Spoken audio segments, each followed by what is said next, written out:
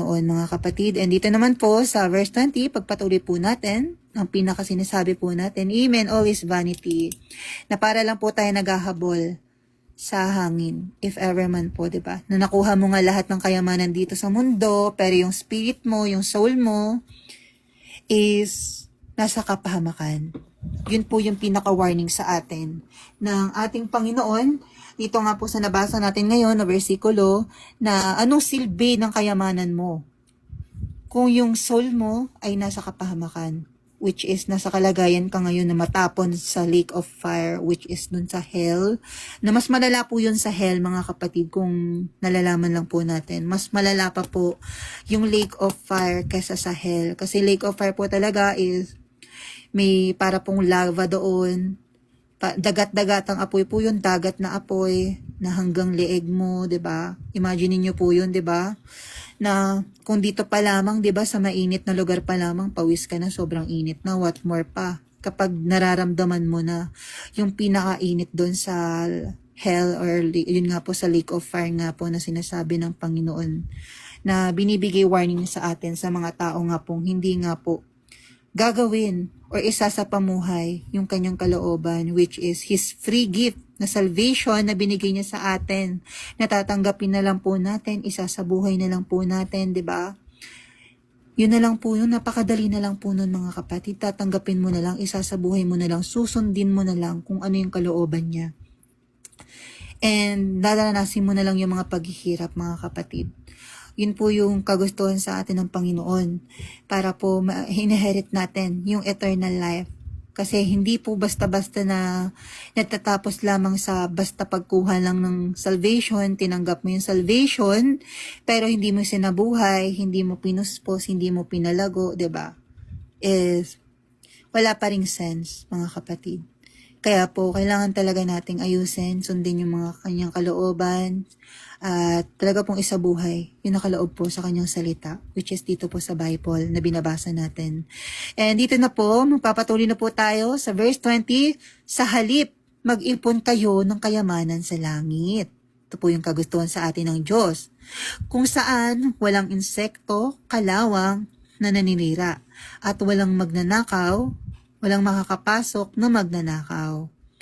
And pagpatuloy po natin, bago po natin ipaliwanag, sapagkat kung nasaan ang inyong kayamanan, naroon din ang inyong puso. Dito po muna natin ipapaliwanag yung verse 20. Ang sinasabi po dito sa verse 20, mas mag-imbak daw po tayo ng kayamanan sa langit. Ano po ba yung kayamanan sa langit na sinasabi po sa atin ng Panginoon? Mas pagyamanin po natin yung ating spirito, yung spiritual natin. Mas tawag po dito, mas bigyan po natin ng focus kung ano po yung mga spiritual na bagay. 'Di ba, yung mga unseen things, mga kapatid. More doon sa mga nakikita lamang natin. Why not na mag-focus tayo dun sa mga hindi natin nakikita, pero magbibigay sa atin ng eternal life. Yun po yung sinasabi dito mga kapatid, diba? Imaginein natin yon na kung dito nga sa mundo, diba, may kayamanan. What more pa yung kayamanan na matatamasa natin sa langit. Yun, diba? Nagagawin natin yung kalooban ng Diyos, isasabuhay natin kung ano yung kalooban ng Diyos, and yun nga po yung ginagawa nga po natin, habang ginagawa natin yung kalooban ng Diyos, is yun po, naglilikom tayo ng kayamanan natin sa langit. And mas napapalago po natin yung spirito po, or yun nga po, yung spirito na nananerish po sa atin, is mas nagpapalalim po ngayon ng ating walk sa ating Panginoon, mga kapatid. And dito naman po sa verse 21, ay wait lang po, dagdag ko po pala dito sa verse 20, na hindi po yun, kahit sino pa po, diba? Walang makakaagaw sa atin ito. Itong kayamanan to na nalilikom natin sa langit. Yung paggawa nga po natin or pagsunod natin sa kalooban ng Diyos, nakagustuhan niya po sa atin. Walang-wala na pong makakakuha nun sa atin, mga kapatid. And pagpatuloy na po natin, dito po sa verse 21 na nabasa natin, kung nasaan daw po ba ang iyong puso, nandun po ang iyong kayamanan. Ano po ba yung kayamanan mo na iniimbak mo sa iyong puso? mga kapatid.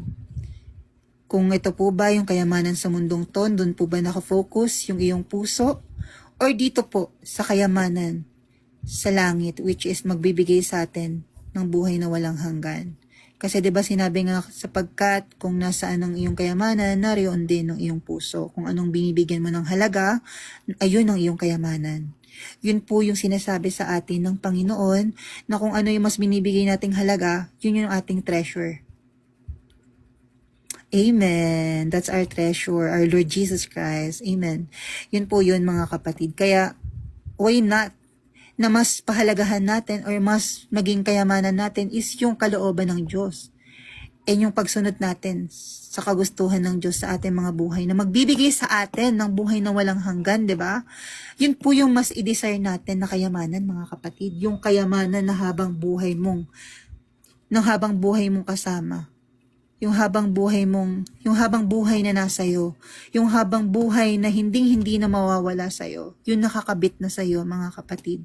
Yun po yung sinasabi dito sa versikulong ito, and mababasa po natin ito sa Romans 8 verse 6 na sinasabi po dito ni Apostle Pablo na gusto niya pong iparating sa atin ng Panginoon. Sinabi po dito, For to set the mind of the flesh is death. Kahit matayan daw po. Kung yung mga isip natin ay nakaset, dito nga po sa mga flesh lang, dito nga po sa mga makamundong bagay, is kamatayan po yung ating makukuha. Ipagpatuloy po natin.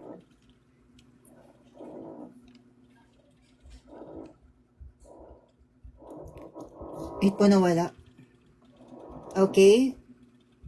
But to set the mind on the spirit is life and peace. Yun daw po yun, mga kapatid, di ba? Kung ipofocus po natin yung ating mga sarili, dito nga po sa mga spiritual na bagay, yun po yung magbibigay sa atin ng buhay na walang hanggan, mga kapatid. And di ba sinabi nga po dun sa mga nabasa nating bersikulo, peace. Peace po yung ibibigay sa atin. Peace and life, mga kapatid, which is, ano po ba yung sinasabi dong life? Eternal life with the Lord. Yun po talaga yung katunayan na buhay na makakasama natin, yung ating Panginoon. And nabanggit nga rin po dito sa Colossians chapter 3 verse 2 na sinabi po dito ng Panginoon, pinapasabi po sa atin ng Panginoon dito, na set your minds on the things that are above,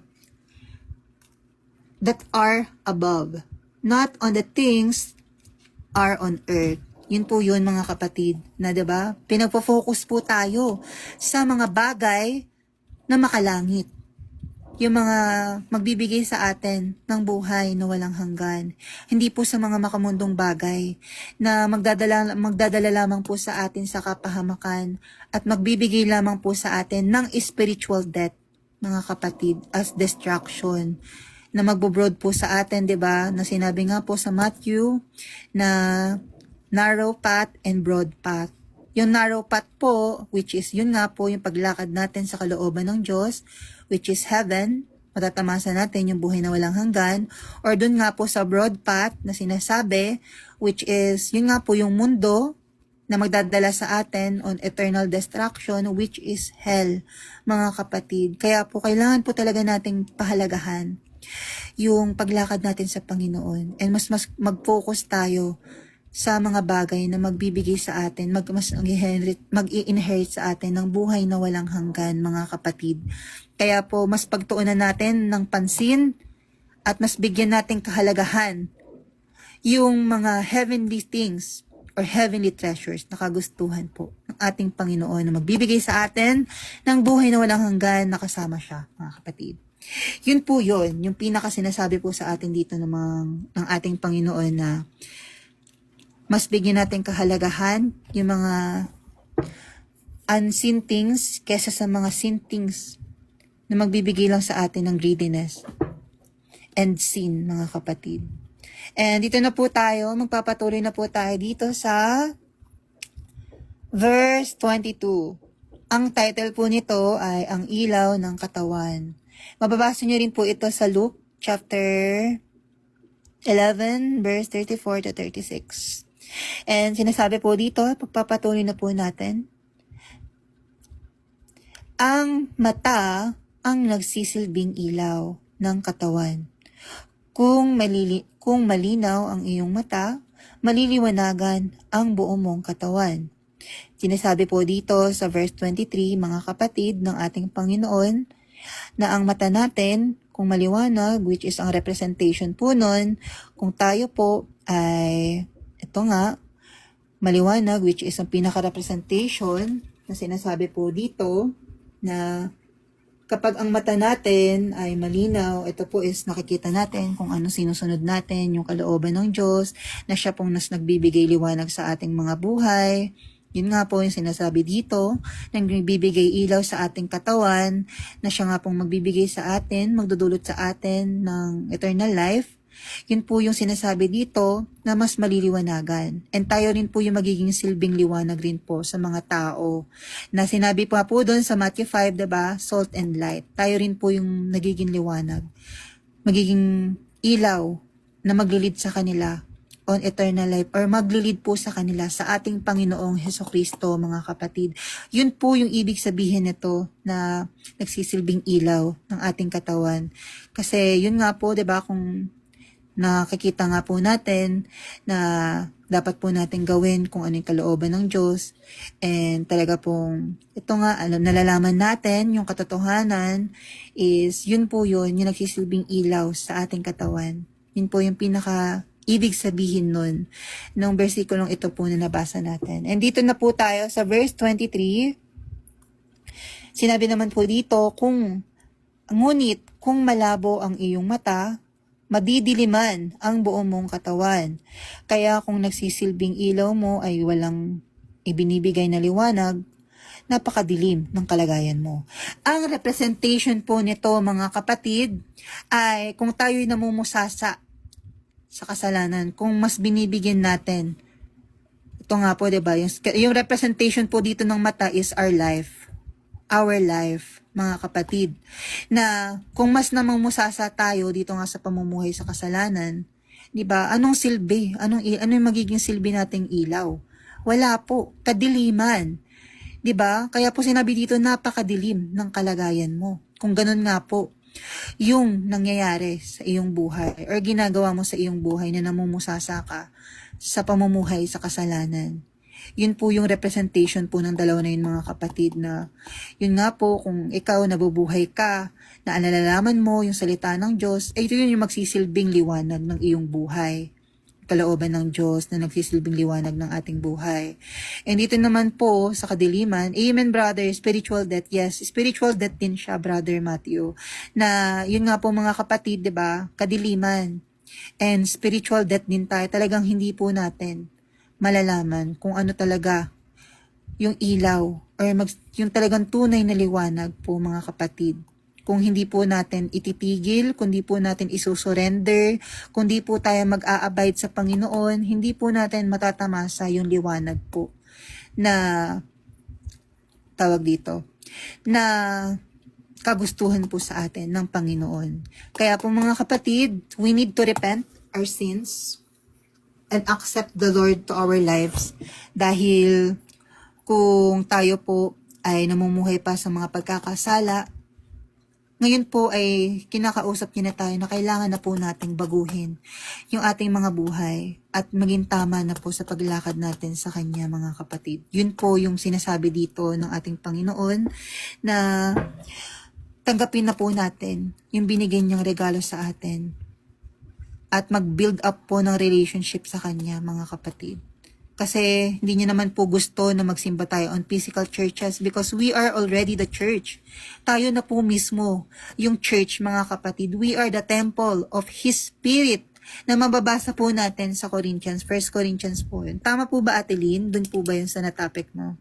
Na tayo ang tahanan, tayo po mismo yung pinananahan ng banal na spirito po ng Diyos na nakapaloob po sa atin. Kaya po, hindi po natin pwedeng gamitin yung atin pong mga katawan sa atin pong mga sariling kagustuhan lamang. Mga kapatid, hindi po natin pwedeng dumihan yung ating mga katawan dahil tayo nga po ang templo ng Diyos or tayo po mismo yung church ng Diyos kung saan po nananahan yung kanya pong banal na spirito, mga kapatid. Amen. Thank you, Lord. Praise God. Thank you, Ate Lynn. So, yun po yun, mga kapatid. Dito po sa mga nabasa nating bersikulo, mga kapatid, 'di ba? Mas nagbigay linaw po sa atin na kung ano po ba talaga yung pinakakahulugan po nitong sa ating mga nabasa, mga kapatid. And magpapatuloy na po tayo. Dito na po tayo sa... Wait lang po, nakukuba na ako. Hirap pong maging ano. Ito po, dito na po tayo sa sino ang dapat nating paglingkuran? Ang Diyos o ang kayamanan?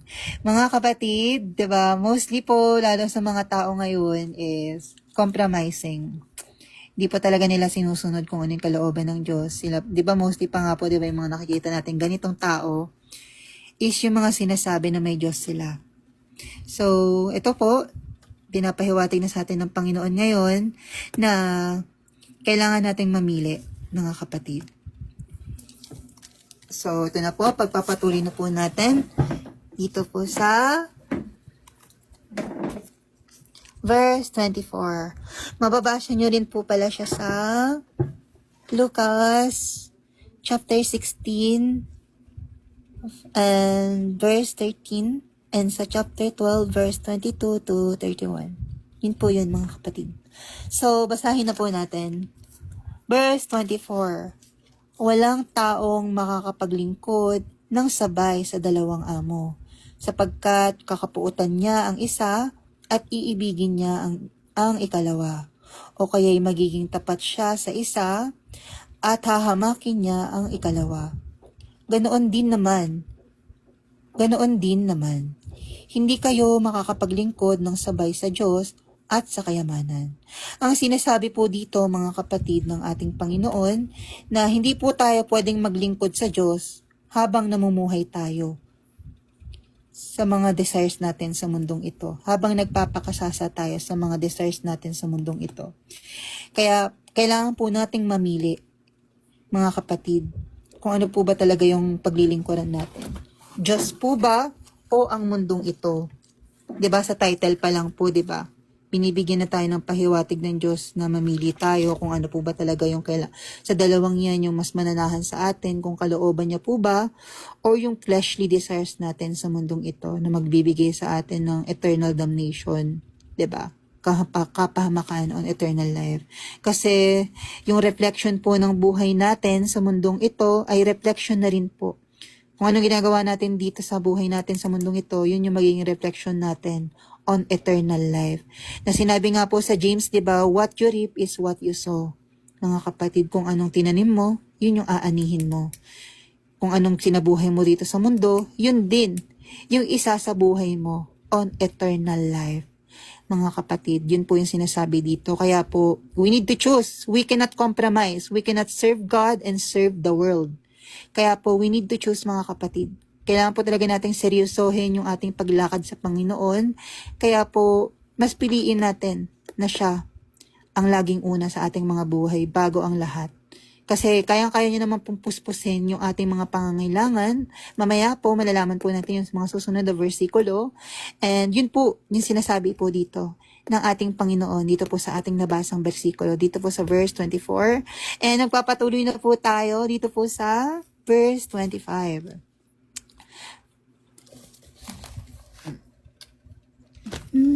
Lang po, mga kapatid.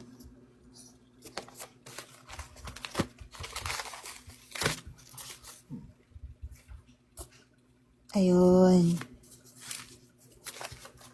Wait lang po, may binapabasa po ang Panginoon dito po sa connected rin po dyan na mas kompleto po na mababasa natin dito sa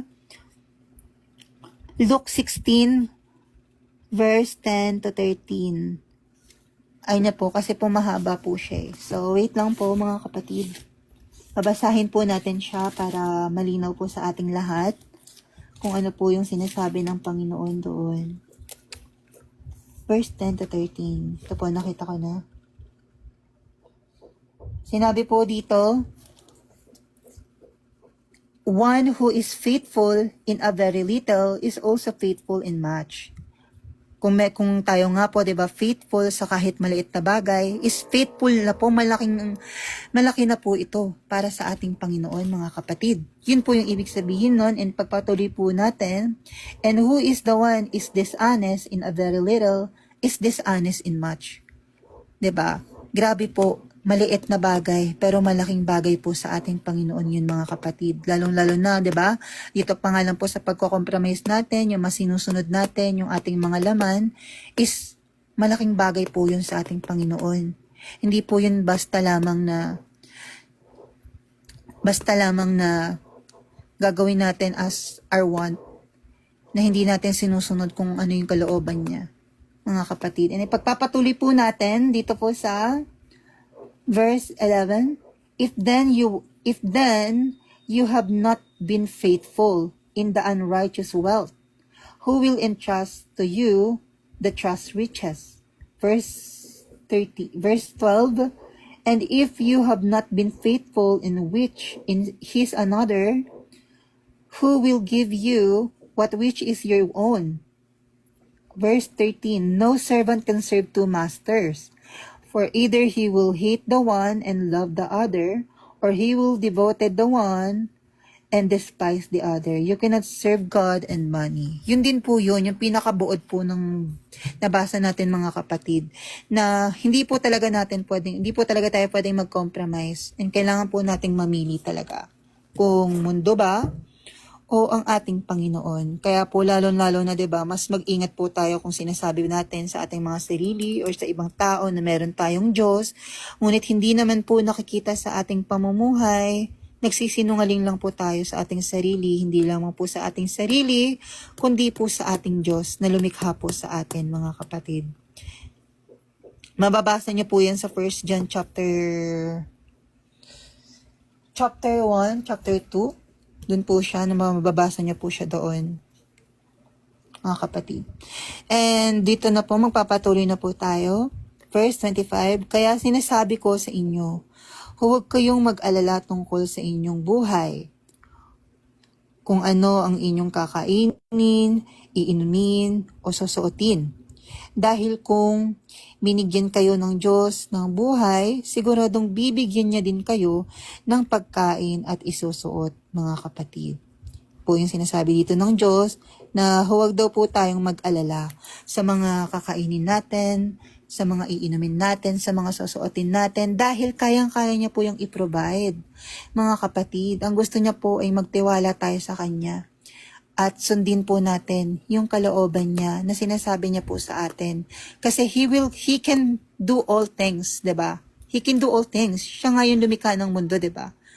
Hindi niya ba kayang ibigay yan kung, 'di ba? Mamaya po sa mga susunod na verse, mababasa po natin yun, yung sinabi po ng Panginoon. Pero ipapaliwanag po muna natin ito na yun nga po, huwag po tayong mag-alala. Dahil sinasabi nga po ng Panginoon sa atin na He can provide everything. Lahat-lahat ng mga pangangailangan natin. Amen. Mamaya mababasa po natin yan. Na mga pangangailangan natin sa ating buhay, 'di ba? And yun po yun, yung sinasabi dito sa verse 25. And dito po, mababasa natin sa Luke, mahaba-haba po ito. Dito po sa Luke 22 verse 31, pero siguro basahin ko na lang po siguro kasi ito po yung binigay na key verse. Baka mapalo tayo, mga kapatid. Wait lang po. Baka po mapalo tayo pag hindi natin binasa. Wait lang po. Luke chapter 12. Wait lang po. Luke chapter 12. Ano ba to? Luke chapter 12 verse 22 to 31. Ayun. Kita ko na po. Yung do not be anxious. Dito rin po siya, connected din po siya sa atin. And sinabi po dito ng ating Panginoon, mga kapatid, dito po sa Luke chapter 12, verse 22 to 31 to 32, mga kapatid, na do not be anxious. Ito yung title, same din po siya sa kung ano po yung binabasa natin ngayon, dito po sa Matthew. And He said to His disciple, therefore, I tell you, Do not be anxious about your life, what you will eat, nor about your body, what you will put on. For life is more than food, and the body more than clothing. Verse 24, consider the ravens. They neither sow nor reap. They have neither storehouse nor barn, and yet God feeds them. Or how much more value are you than the birds? Meaning, sinasabi po dito sa mga nabasa po natin bersikulo na, di ba, huwag daw po tayong mag-alala. Dahil kung ang ibon nga po, di ba, kaya niyang pakainin, tayo pa kayang mga nilikha niya, tayo pa kayang mga anak niya, di ba? Sinabi niya nga po, di ba, sino ba ang mas mahalaga? Ang ibon ba o tayo? Di ba? Yun po yung iisipin natin mga kapatid. Di ba? Ang gusto niya ay magtiwala tayo sa Kanya, mag-abide tayo sa Kanya, kasi nga po lahat-lahat ng ating mga pangangailangan ay kayang-kaya niyang punan mga kapatid. Kayang-kaya niyang bigay. Yan. Ngunit dun nga po sa mga susunod na mababasa natin, malalaman po natin kung ano po talaga yung pinakagustong-gustong gusto niya na atin munang tanggapin bago po natin matamasa lahat yan. Maibigay niya sa atin lahat yan. So, pagpatuloy po natin dito, siguro hanggang verse 31 lang po para din sa sobrang haba. Ito po kasi yung key verse Sorry na po. 31. So, ito na po, pagpatuloy natin. And which you are being anxious can add a single hour to his span of life. If then you are not able to do as small as thing that why are you anxious about the rest? Consider the lilies, how they grow. They neither toil nor spin. Yet I tell you, even Solomon, in all his glory, was not arrayed like one of these. But if God so clothed the grass, which is alive, in field today, and tomorrow is thrown into the oven, how much more will He clothe you, O you little faith? Diba? Napakababa naman po ng ating mga pananampalataya. Opo ate, parang nabasa ko na din. Siguro pagpatuloy na lang po natin. Dito na lang po siya sa isang wait lang. Po kasi yung mga po 10:9, ayun. Mas malapit. Siguro mas okay po na Opo ate, malapit na rin pala siyang matapos. Ilang verses na lang rin pala. Ko na siguro, buod ko ng basahin para papaliwanag na lang natin siya. Basahin ko na po, tapos paliwanag na natin. Yan na po, papatuloy na po tayo dito po saan na po tayo natapos kanina? Ano na po tayo natapos, no? 25. Patuloy po natin, nabasa na po pala natin yung dito. And basahin ko na lang po ulit. Tignan ninyo ang mga ibon sa himpapawid. Hindi sila nagtatanim o nagtatrabaho o nag-aani o nag-iipon ng pagkain sa bodega. Ngunit pinapakain sila ng inyong amang nasa langit, Hindi ba't mas mahalaga kayo kaysa sa kanila? Kaysa sa mga ibon? Sino sa inyo ang makakapagpahaba ng kanyang buhay ng kahit isang saglit sa pamamagitan ng pag-aalala? Diba? Yun daw po yung sinasabi dito mga kapatid na nabanggit ko nga po kanina, diba? Na sinasabi nga po sa atin ng Panginoon, po ba, 'di ba, yung mga ibon, hindi po sila nag-aalala. Hindi po sila nagtatanim, hindi po sila nag-iipon ng pagkain or nag-iimbak ng pagkain or nag-aani, pero pinapakain po sila ng Diyos. Representation po nito is magtiwala po tayo sa Kanya. Yun po yun mga kapatid. Huwag po natin isipin yung kung anong kakainin natin, kung ano yung mga wala tayo. Bagkus, kayang-kaya niyang punan. Amen. He will provide everything. Kasi nga po, di ba, siya yung lumikha niyan. Kung paano nga po, di ba, pinaparating niya sa atin, paano yung mga ibon na kaya niyang pakainin, hindi kumikilos, hindi nagtatrabaho. Paano pa kaya tayong mga anak niya na mas mahalaga kaysa dito sa mga ibon na to, di ba? Yun po yung isipin natin mga kapatid, na hindi po natin dapat pagkaalalahan yung mga bagay sa mundong ito, kung ano yung mga dapat nating meron tayo. Bagkus, siya po mismo yung magpupunan yan. Ang gusto niya ay sundin po natin, isabuhay po natin kung ano po yung gusto niyang pamumuhay para sa ating lahat. Pinaka number 1 word na atin pong masasabi dyan is tiwala. Trust and believe na He can provide, mga kapatid. And gusto niya is magkaroon tayo ng faith, pananampalataya, na magpo-provide siya. And kayang-kaya niyang punan kung ano yung pangangailangan natin sa ating mga kailangan sa araw-araw. Kasi He will provide nga po, 'di ba? Sabi nga po dito na yung mga ibon nga kaya niyang pakainin, tayo pa kaya mga anak niya na mas mahalaga. Amen po. Kaya abide in Him lang po talaga mga kapatid. Always abide in Him. Kasi kayang-kaya niya pong bigay lahat yan. Kahit ano man yung mga pinapanalangin niya sa Kanya. Ang gusto niya lamang is magtiwala at magkaroon po tayo ng pananampalataya sa Kanya na kayang-kaya niyang i-provide yun by His will, mga kapatid. And pagpatuloy na po natin, verse 28, at bakit kayo nag-aalala tungkol sa mga pananamit? Tignan ninyo ang mga bulaklak na tumutubo sa parang hindi sila nagtatrabaho o nag-aani. Naghahabi. Parang nag-aani rin po siya. Pero ang kaibahan lang po kasi na naghahabi is yung parang winawalis po siya. And yung nag-aani naman po is yung dinudukot, mga kapatid. Yung ginaano po siya, hinihila. Kasi mostly po yun, may iba-iba po kasing term ng pag-aani. So yung sa paghahabi po is, yung parang aanuhin po natin yung mga bulaklak like tatabasin. Then yung sa pag-aani naman po is, may ginagamit tayong parang struktura para po mas maani po natin na mas madali yung mga tinanim po natin, mga kapatid.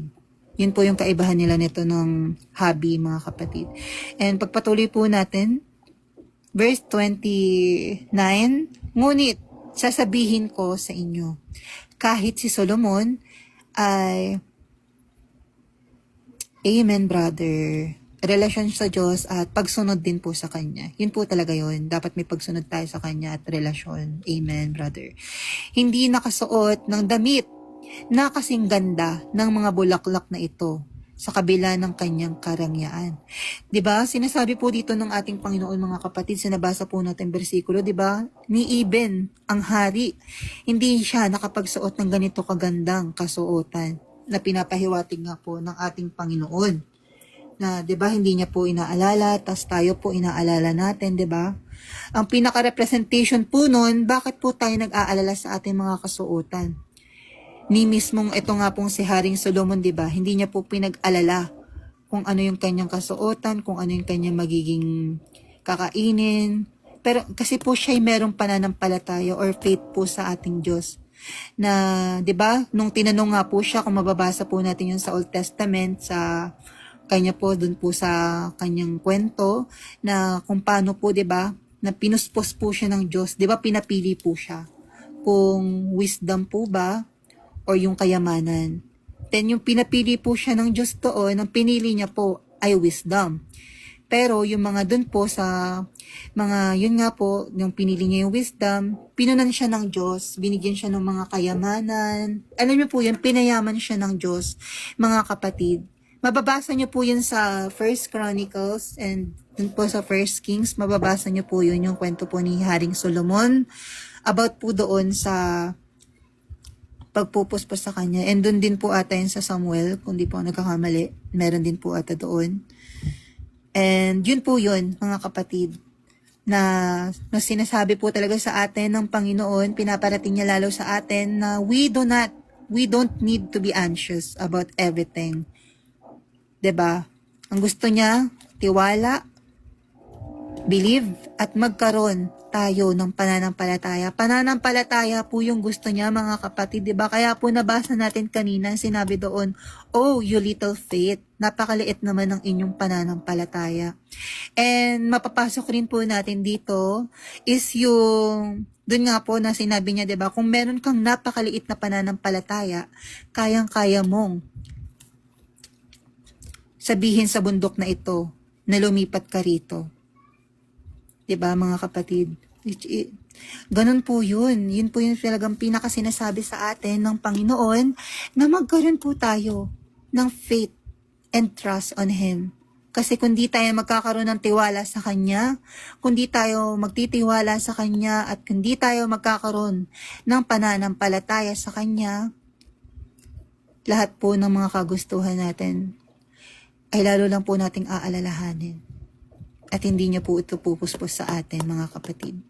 Kaya po ngayon pa lang, sinasabi na sa atin ng Panginoon, trust, believe, and have faith on everything. Because everything is He can provide. Kasi nothing impossible to the Lord, our God, who created the heaven and the earth.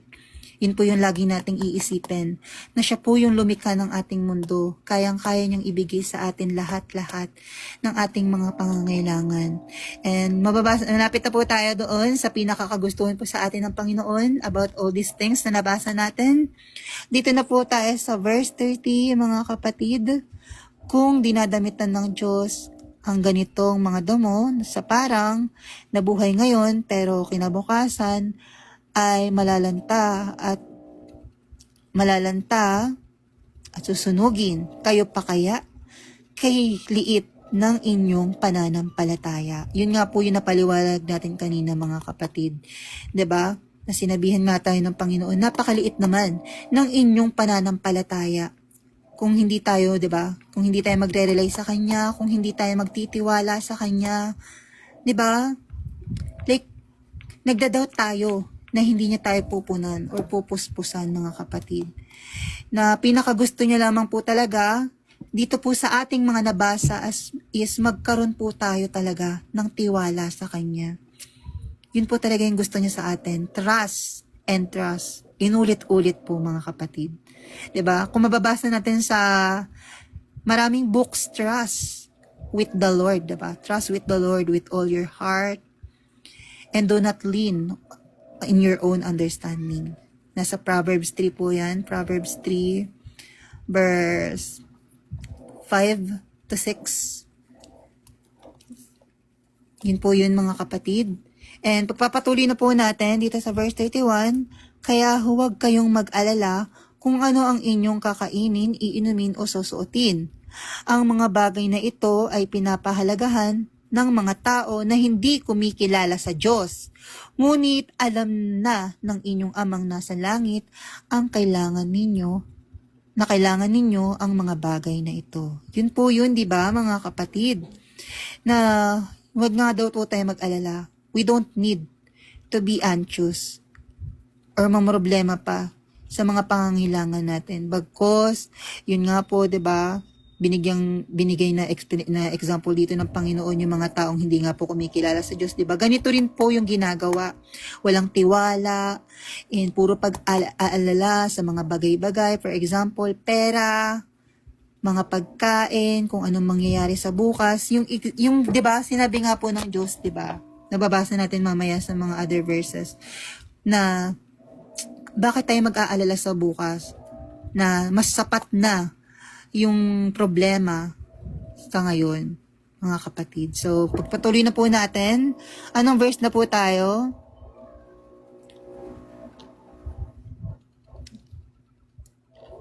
Ito. Ayun, verse 33 na. Ito na po yun. Ito na po yung pinaka-kagustuhan ng Diyos, mga kapatid. Sa lahat-lahat po na nabasa natin ngayon. Exciting part. Yung lagi nating sinasabi, diba? Ito na ate Rem. Ito na yon. This is the part. Ito na po, magpapatuloy na po tayo. Nasaan na po tayo? Verse 33. Wait, nawawala siya. Sana yung verse 33. Ayun, nakita na po natin. Kaya unahin ninyo ang mapabilang sa kaharian ng Diyos at ang pagsunod sa kanyang kalooban at ibibigay niya ang lahat ng pangangailangan nyo. So, ayun daw pala, yung gusto sa atin ng Diyos, unahin daw po nating mapabilang sa kanyang kaharian. Ano po ba yun, mga kapatid? Paano po ba yun? Yung sinasabi dito ng ating Panginoon na mapabilang po sa kanyang kaharian. Isik po natin siya. Mga kapatid, buksan bagkos, ito po yung pinaka mas madaling ibig sabihin na mas mauunawaan natin, buksan po natin yung ating mga puso. Kasi nga po, 'di ba, siya tumatawag sa atin, lalong-lalo na po na dito nga po sa pakikinig natin ng kanyang salita ngayon, ito po yun, stepping stone, na calling niya sa bawat isa sa inyo na nakikinig ngayon. Na this is not a coincidence na napapakinggan nyo to ngayon, bagkos this is a calling to all of you na tanggapin siya sa inyong mga puso. And isik po siya sa pamamagitan po ng pagbabasa ng kanyang salita upang malaman kung ano po yung kagustuhan niya para po sa ating mga kanyang anak. Upang lahat po ng ito, di ba, sinabi nga po dito, everything shall be added unto you, mga kapatid. Kaya po, yun lamang po, isik natin, unahin nating isik yung kanyang kingdom, yung kanyang kaharian na makikita po natin sa ubutunan ng ating puso at mababasa po natin sa kanyang salita na mas magbibigay po sa ating kalinawan sa mga bagay po na kagustuhan po sa atin ng Panginoon, mga kapatid. Kaya po always seek first the kingdom of God and His righteousness, and everything shall be added unto you. Yun po yung talagang kagustuhan ng Panginoon na excited ko po talagang sabihin sa inyo kanina pa. Sa lahat-lahat po na nabasa natin, mga kapatid, sa lahat po ng yan po yung pinakakaisa-isang kagustuhan niya. Unahin mo siyang isik, unahin mo siyang hanapin, unahin mong mag-build up kayo ng relationship sa isa-isa, sa isa't isa. And lahat ng yan, lahat-lahat ng pangangailangan mo, pupunan niya.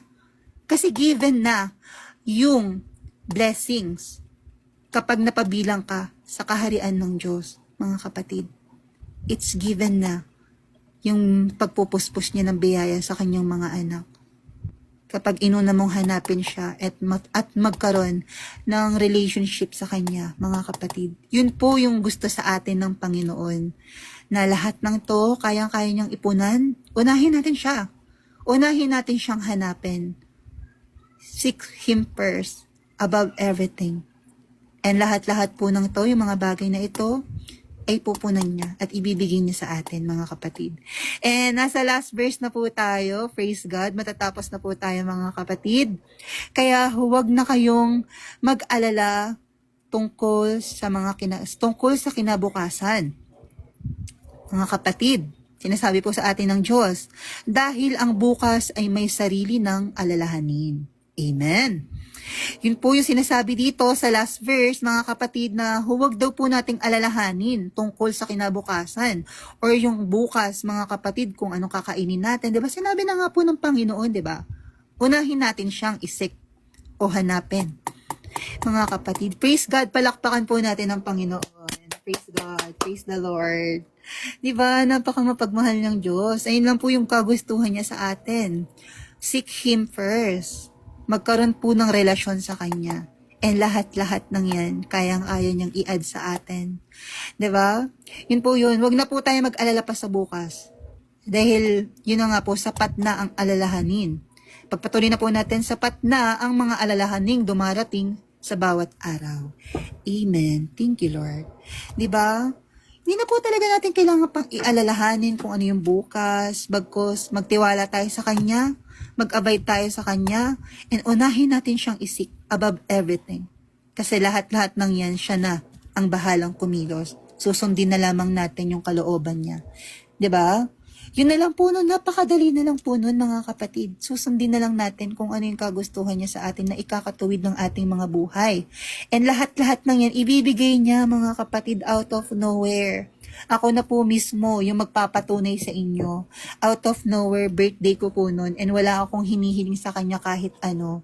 Nagpapasalamat lang po ako sa kanya nung time na yun. Pero out of nowhere, may ginamit po siyang tao and yun po, nakabili po ako ng mga pangangailangan ko, nakabili ako ng mga kailangan ko, 'di ba? Ganun po siya kumilos out of nowhere.